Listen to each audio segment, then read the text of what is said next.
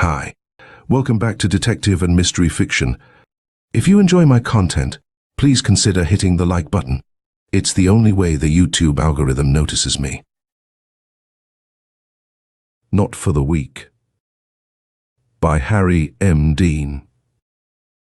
Detective Story Magazine, January 13th, 1920. He who would commit a deliberate murder and escape without paying the full penalty for his crime must, of necessity, be, above all things, fearless.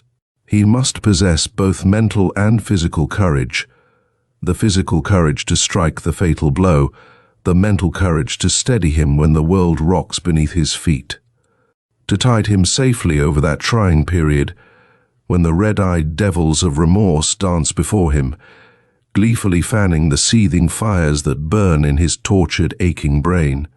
No weak-kneed individual, with a brain like a handful of pulp and a backbone as flexible as a reed, can ever hope to commit this crime, the reddest of all red crimes, and escape.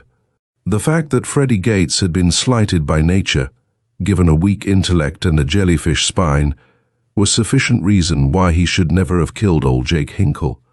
But he did. And in the end, beaten down and betrayed by the demon of fear that had remorselessly ridden him through torturing, delirious days and sleepless phantom-cursed nights, through countless endless ages of throbbing agony, the thing that was his soul cried out at last in pitiless pain for relief from its crucifixion. For in the end, Freddy Gates paid for his sin, as a just God has decreed that all men who join the Brotherhood of Cain must pay, in a most peculiar manner. In this wonderfully advanced age, it is almost inconceivable that there still exist men who steadfastly refuse to trust their money to the keeping of banks. Nevertheless, such is the case. A member of this class was old Jake Hinkle, who seemingly belonged to another and almost forgotten day. He was like a relic in some ancient, musty museum, and he was a miser, one of the sort that puts love of gold above love of food, clothing, shelter, pleasure, and God.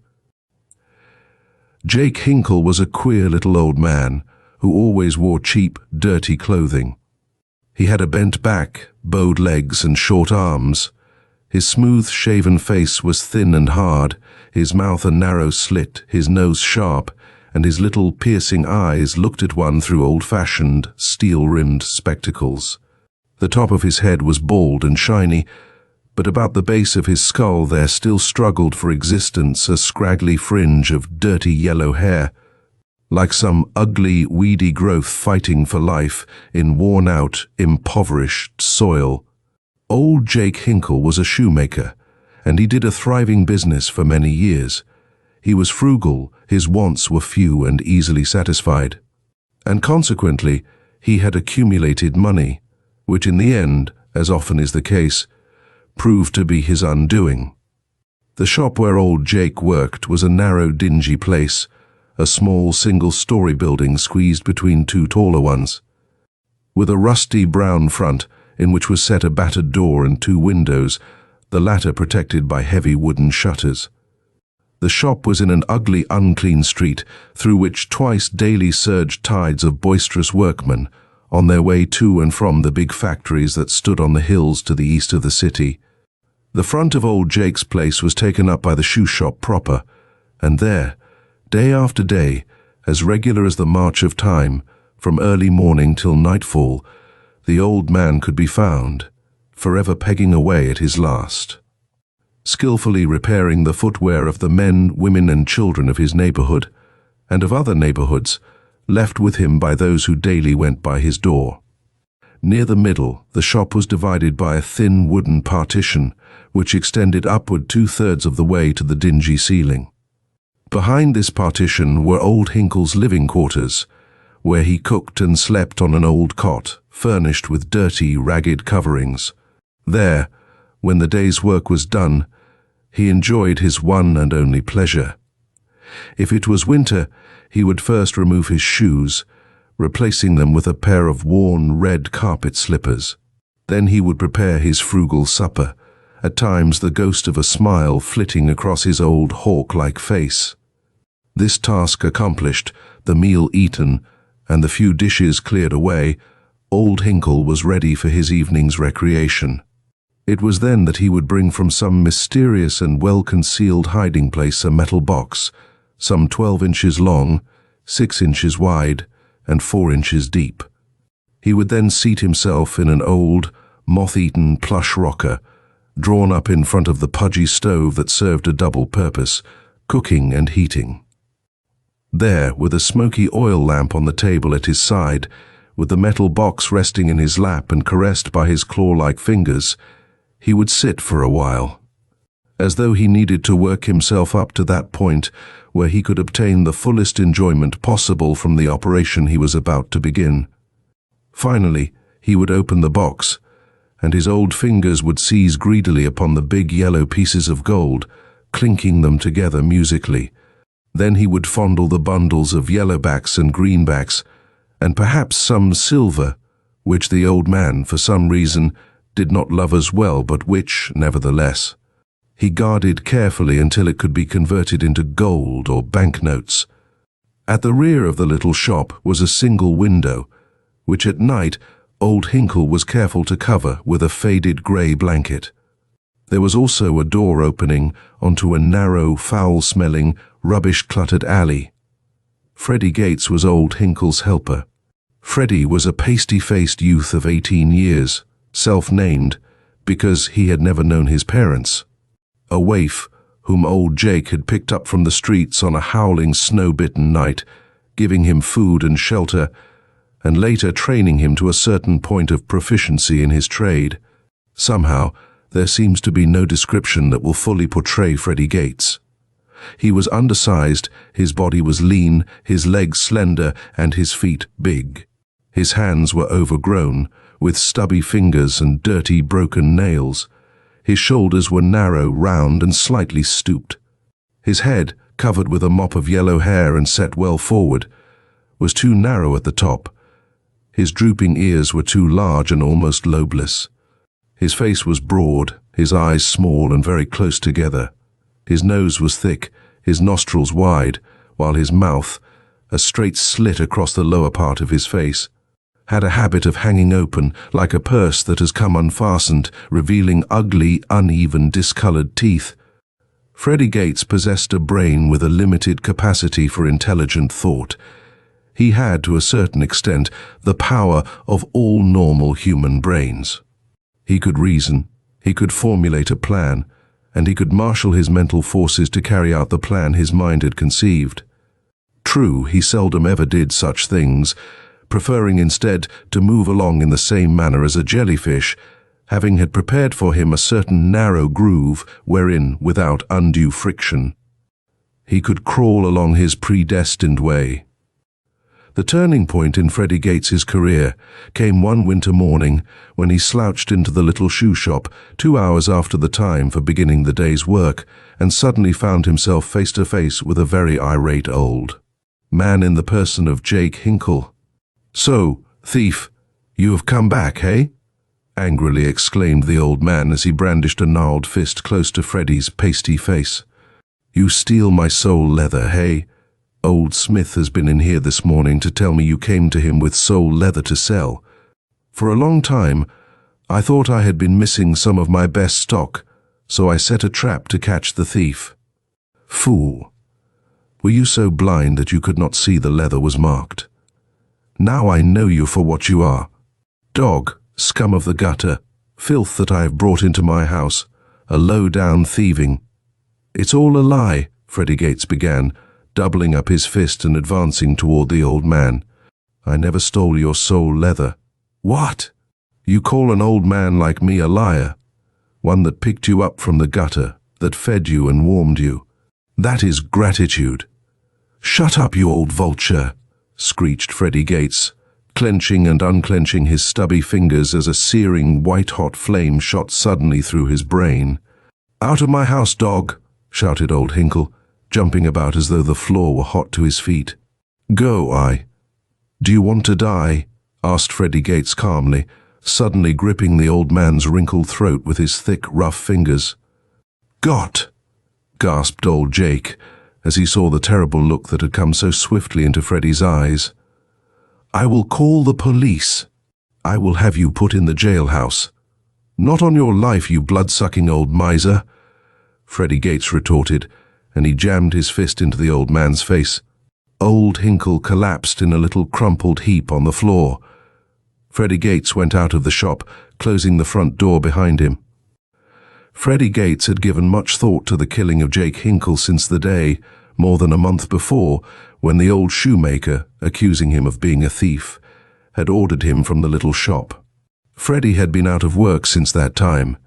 He had tried to get a job, but had failed to find one. He was not a skilled worker, and most of all, he was not the sort of young man that is likely to be welcomed with open arms by an employer seeking laborers. Freddy had been turned out of the fairly respectable boarding house where he had made his home for the 3 preceding years. His meager belongings had been held by his landlady to satisfy her bill. He had come to the point where he was without money, and he never had many friends, a down-and-outer, sleeping wherever he could find a suitable place away from the watchful eyes of the police, sneaking a handful of food whenever and wherever opportunity presented itself. Then one night, he found himself drawn irresistibly toward the little window at the rear of old Jake Hinkle's shop. He was sure that old Hinkle was possessed of a great deal of money. That the old miser kept this concealed somewhere about his shop, he was equally certain, but try as he would, he had never been able to gain the slightest clue to the hiding place. When he approached the shoe shop that night, Freddy Gates did not intend to murder Jake Hinkle then. He merely wanted the old man's money. The other job could wait. Soon, however, he came to the conclusion that it wouldn't be possible for him to accomplish his purpose without first disposing of old Jake. Then began the mushroom growth of courage that at last lifted him to the supreme heights of sin, and Freddy Gates crept silently through the dirty alley and came, finally, to the little window at the rear of the shoe shop. The window he found curtained, as he had often before seen it, covered with the grey blanket. This was a bad beginning. But luck was with him, as he would have acknowledged a bit later when he discovered at one side of the window a narrow slit, through which came a slender shaft of light. Cautiously working his way to a position where he could peer through this aperture, he was overjoyed to learn that he could get from there a limited view of the interior of Hinkle's living room. He could see the pudgy, glowing stove. Beside this was the moth-eaten plush rocker and the table with a dingy lamp. Old Jake he could not see, but once, when the wind died to little more than a whisper, he could hear the stealthy progress of someone moving about inside the room. Freddy Gates waited, tensely expectant, his heart pumping, his breath choking in his throat. Once, and this will illustrate his lack of training in the sort of work he had set himself to do, he stamped sharply on the frozen ground with one of his aching feet. Quickly he caught himself, wondering if the old man could have heard. He dropped below the window ledge, hardly daring to breathe. When he arose, and again applied an eye to the slit in the curtain, he was at once conscious of a transformation. Hinkle was seated in the plush rocker, a sizable metal box in his lap, and from this he was lifting up, caressingly, many banknotes and much gold. Freddy Gates stifled a gasp of astonishment, and just then there dully came to him a cracked, monotonous voice, like a man reciting a formula. 2,000, 3,000, 4,000, 5. Freddy Gates stayed to hear no more. Silently he stole away from the vicinity. Here was a fortune waiting to be taken by the man with the courage to do the job. A sudden, staggering picture of the ease and comfort this amount of money would bring him fled, phantom-wise, before his startled brain. At that moment, in that seething crucible was gathered together and fused into a whole. The scattered fragments of Freddy Gates's character was born the great courage. He had reached the red heights. The plan that had sprung suddenly, full-grown, in his whirling brain needed but little attention to details, and then he would be ready for his great deed. Now he wanted a place where he could find shelter from the keen, cutting wind, a place where he would be undisturbed, a place where he could think. An hour later, he found what he sought in the boiler room of a big factory. Taking advantage of the momentary absence of the watchman from that particular part of the building, he slipped inside and concealed himself behind one of the 3 tall boilers, which hummed with their pent-up warmth. There, while the satisfying heat put new life into his chilled body, he told himself just what he would do.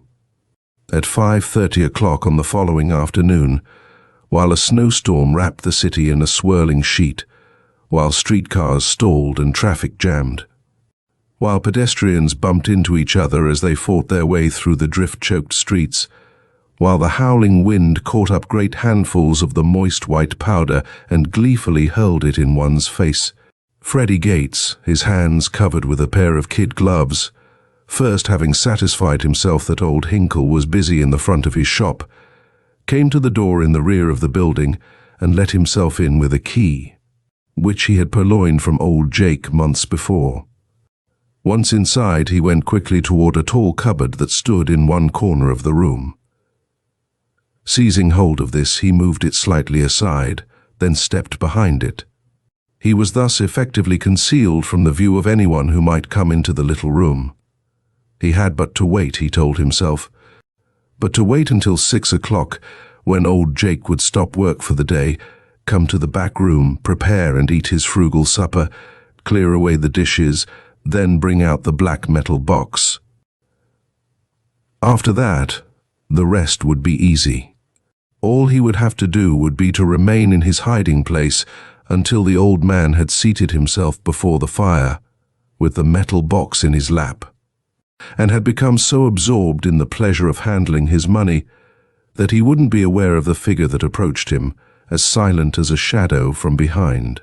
Then, when he had come to the back of the old man's chair, he would quickly deal the fatal blow, and the thing would be done. Freddy had selected an excellent weapon for his purpose. Having been a shoemaker's apprentice, what was more natural than that he should hit upon using a cobbler's hammer, heavy and broad-faced, for committing his crime? The hammer was the property of old Hinkle. Freddy had stolen it one day, while still employed in the shop, and had concealed it under the edge of the floor at the rear of the building.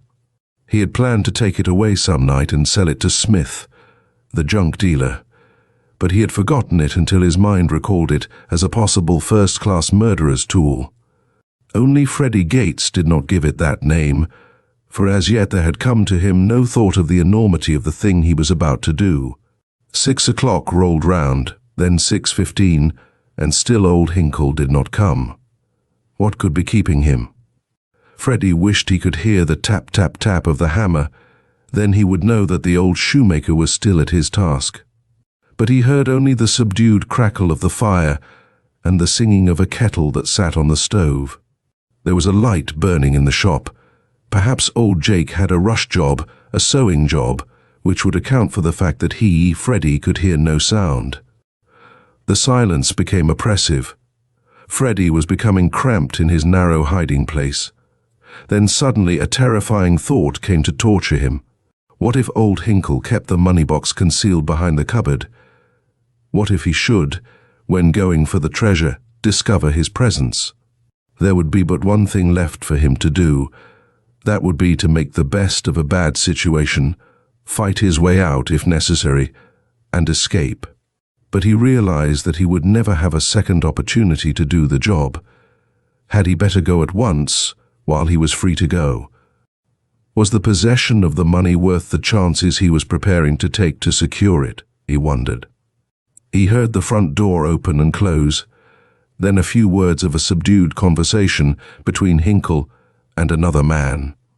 Again the opening and closing of the door. Shortly after this, a shaft of light pointed itself through the doorway leading into the little room. A moment later, Hinkle came in and set the lamp on the table by the stove. Freddy waited, as silent as a wooden figure.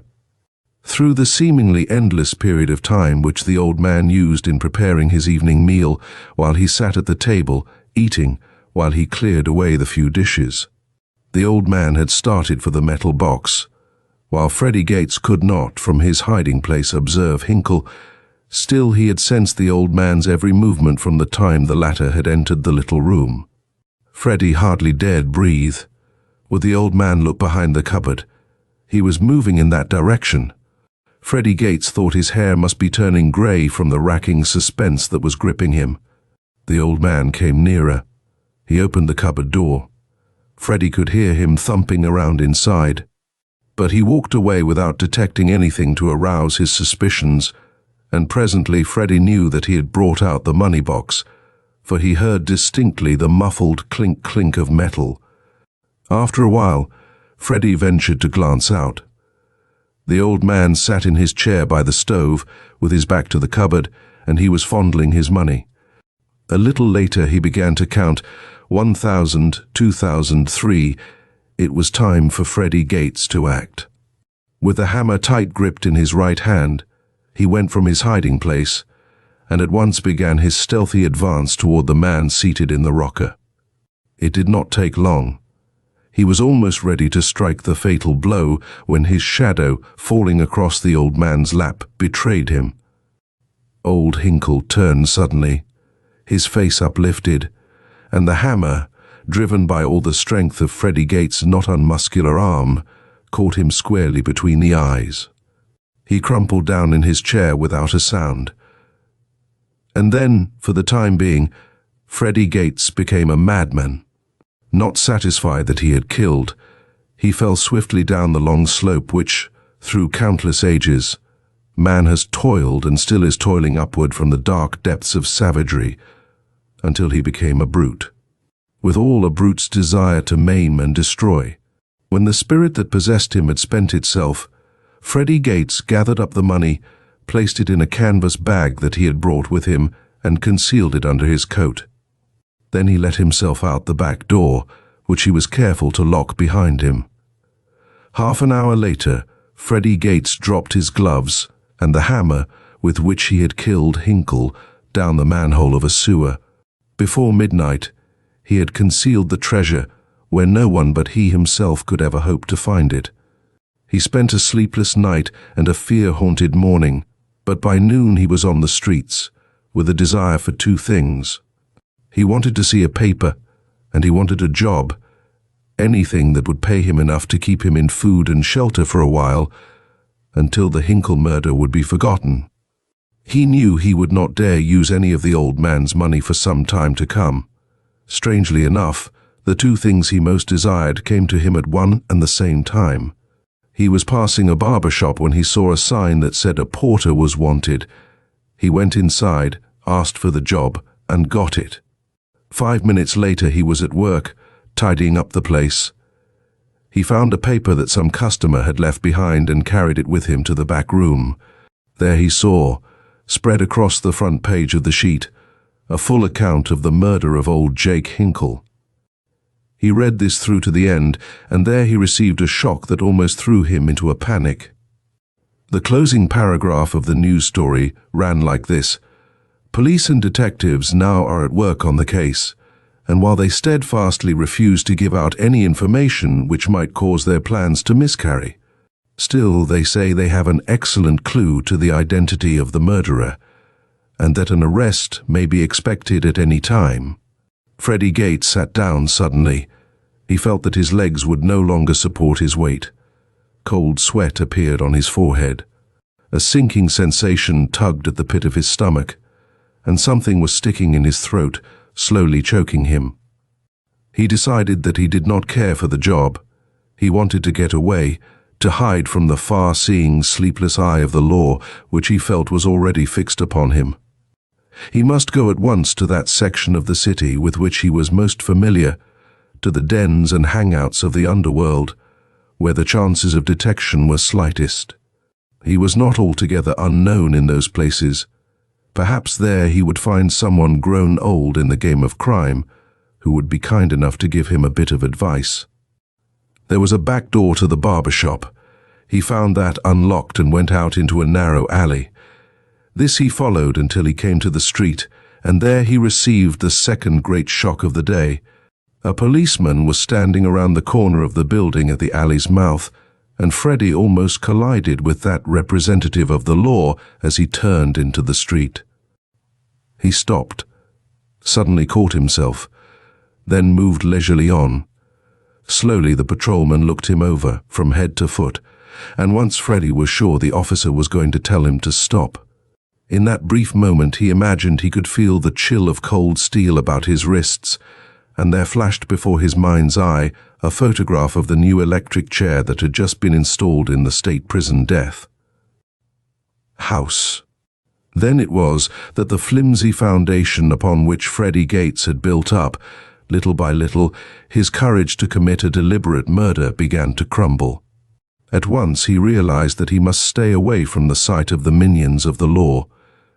He knew then that he could never trust himself to undergo the withering scrutiny of the blue-coated men who patrolled the city's streets. He must keep his eyes open and steer clear of that grave danger. Then he thought of the detectives. The paper had said that they were hot on the trail of the murder of old Hinkle, that they were possessed of an excellent clue. Had he left behind him something that had told these manhunters just who had committed the crime? Perhaps he had. He was greatly alarmed. He began expecting to be arrested at any moment. Of course he could keep away from the patrolman, but how was he to know a detective? Those keen-eyed, alert fellows in plain clothes, who daily went about their business without being recognized by even the cleverest crook. Perhaps at that moment one was watching him. He seemed to feel sharp eyes fixed upon his back. Suddenly, though he exerted the full force of his willpower to keep from doing so, he turned and looked behind him. He was in an almost deserted street, and no one was very near. However, the conviction that he was being watched grew upon him as he hurried on. He believed he would know a detective. He was sure there must be something about men who followed that profession which would enable him to recognize one in a crowd. He had seen plain-clothes men, numbers of them, around the station houses and at police court, where he had often spent an idle hour. The place had held for him an indescribable fascination. That night, Freddy Gates persuaded himself to take from its hiding place some of Jake Hinkle's money. He was fully aware of the fact that it was not a safe thing for him to do by any means, but he had to eat. He well knew that he could not hope to hold a job. Even if he were so fortunate as to secure one, his nerves were too jumpy. He must be wary, must use his wits, and in the end, he would win. Many a man, he was sure, had beaten the police and gone unpunished for as great a crime as was his. After he had secured the money, a sum sufficient to meet his needs for some time to come, he found lodging in a disreputable house, situated in a crooked street, in a section of the city where the underworld ever held the upper hand. The place was kept by a slovenly, hatchet-faced woman. She asked no questions, for which Freddy was grateful, but gave him a small, poorly furnished, unclean room at the end of the second-floor hall. There Freddy Gates spent the greater part of his time for the next 3 or 4 days, only venturing out occasionally when his stomach demanded something to satisfy his hunger. He had not read a paper since that morning in the rear of the barber shop. He steadfastly refused to do so. He did not want to know what the police were doing with the case. Perhaps, after all, he had left no clue.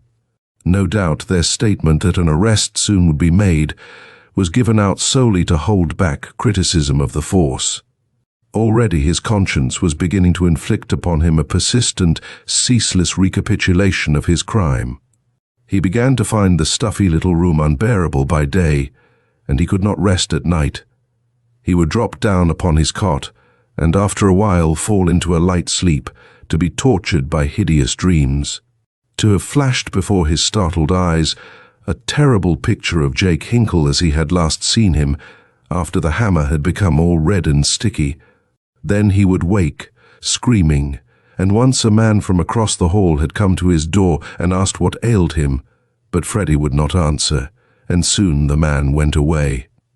Unable longer to endure the crackling silence of his room, he began to go out more. Reasoning that there must be greater security for him in crowds, he selected the more frequented thoroughfares. But always there was with him the fearful knowledge that he was being watched. He imagined he could feel keen eyes like dagger points pricking into his back. They had known from the first that he was the murderer, and they were only shadowing him, in the hope that they might be able to discover where he had hidden the money. The thought was ghastly. Then he discovered the man in the grey velour hat and the dark blue overcoat. He was waiting in line at a small cafeteria when he first caught sight of the shadow, directly behind him. The moment he looked into the man's face, he knew him for what he was, a detective. Freddy Gates did not tarry there another moment, but pushed his way backward, out of the line, and left the place hurriedly. He was not surprised to see the man in the grey hat do likewise. Soon he lost the sleuth, or at least he thought he did, and he went into a cheap little restaurant where he obtained needed food. But as he came out the door, he saw the man in the grey hat turn away from the entrance. For the remainder of the evening, Freddy felt that this man was constantly on his trail, though he did not see him again. He spent a bad night, and early the next morning his jangling nerves were made all the more raw when police came to his boarding house and took away the wop. A young Italian who had been occupying the room adjacent to his own, and who had, so the officers said, in a fit of jealous, flaming anger, murdered his sweetheart in cold blood.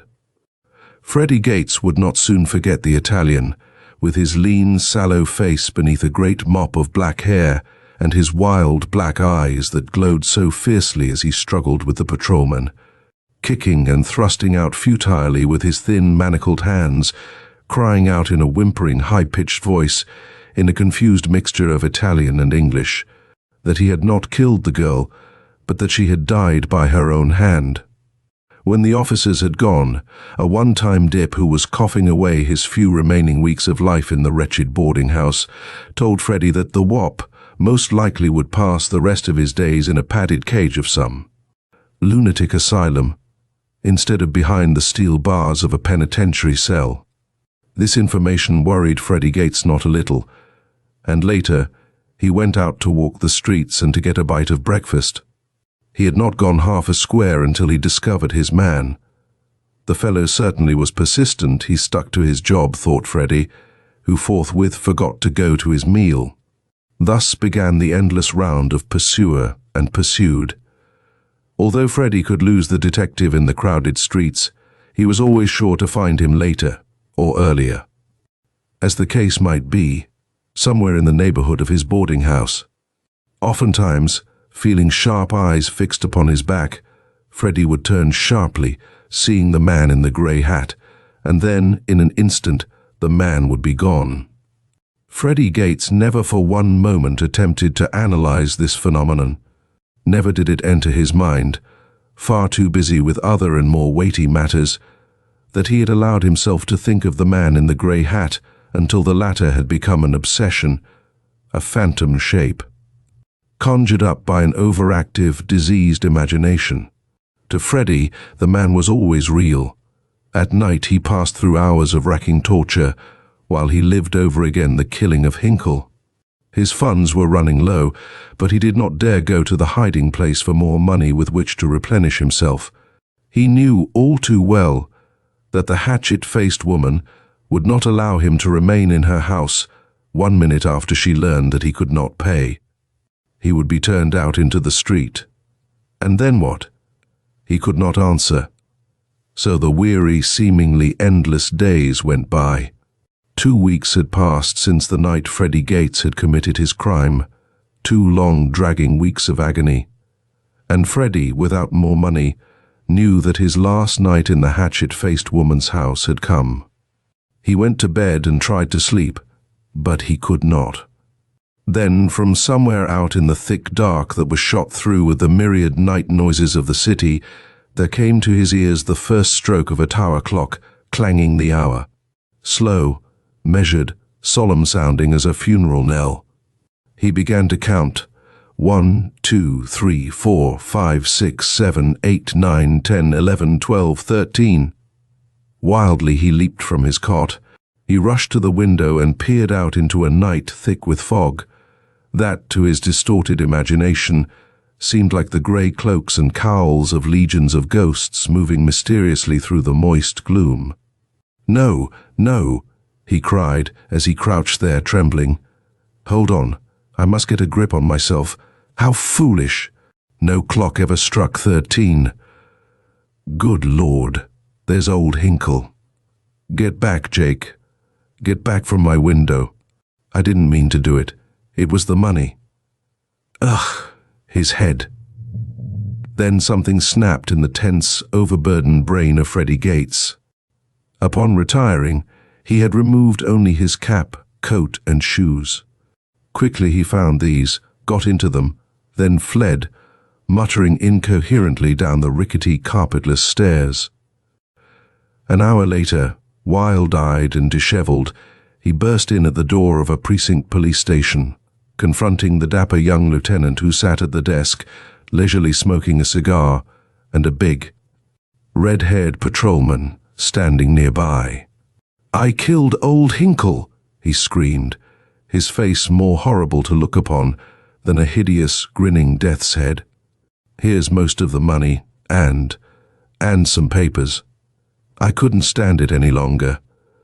I knew the man in the grey hat was bound to get me sooner or later. Lock me up, quick, someplace where I can't see old Jake's head forever floating in front of my eyes." "Ugh! Ugh!" He covered his face with his hands and fell grovelling upon the floor. The big policeman stooped over, seized him by the collar, and jerked him to his feet. "Now, what do you know about that, Lieutenant?" queried the patrolman, as he stood staring at Freddy Gates. Who'd ever have believed it? The fellow in the grey hat that this bird thought was shadowing him was Cole, and he was looking for another man. We never would have got the goods on this guy if he hadn't squealed on himself. They've got Spike Garvin in jail, charged with the murder of old Hinkle, and they had enough circumstantial evidence against him, so they thought, to send him straight to the electric chair. End of Not for the Weak by Harry M. Dean.